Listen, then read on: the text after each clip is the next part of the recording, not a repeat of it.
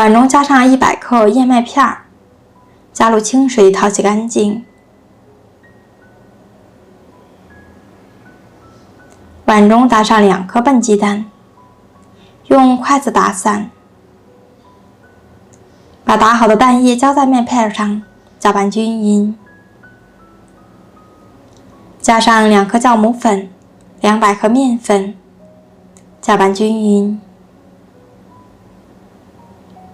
最后搅拌成这样的大面絮状，下手按压揉成面团，最后揉成一个中度软硬的光滑面团。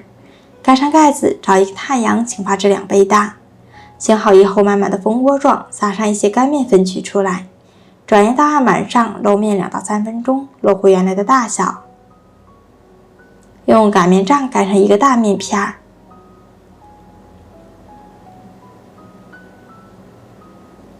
最后擀成一个长方形大薄片就可以了。像这个样子，找一个圆形的小杯子，然后使劲的给它按出一个小圆饼。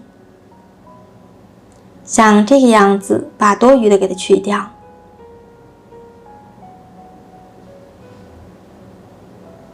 盖上保鲜膜，2次醒发10分钟。醒好以后，拿在手上轻飘飘的，像这样就可以了。直接放入锅中。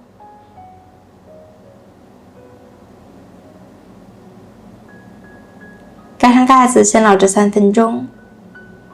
3分钟以后打开盖子，饼已经鼓起了，挨个的给它翻个面。盖上盖子，再焖3分钟左右，全程烙制5到6分钟左右，按压立刻回弹就是熟了。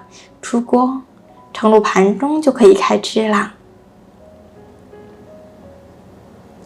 燕麦鸡蛋饼呢就制作完成了。